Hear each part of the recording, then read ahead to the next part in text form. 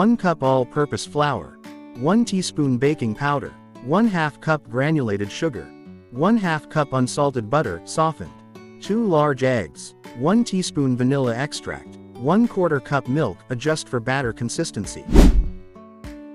Set your oven to 350 degrees Fahrenheit, 175 degrees Celsius. Line a muffin tin or small ramekins with cupcake liners or grease them lightly. In a bowl, whisk together flour and baking powder. In a separate bowl, beat the softened butter and sugar until light and fluffy.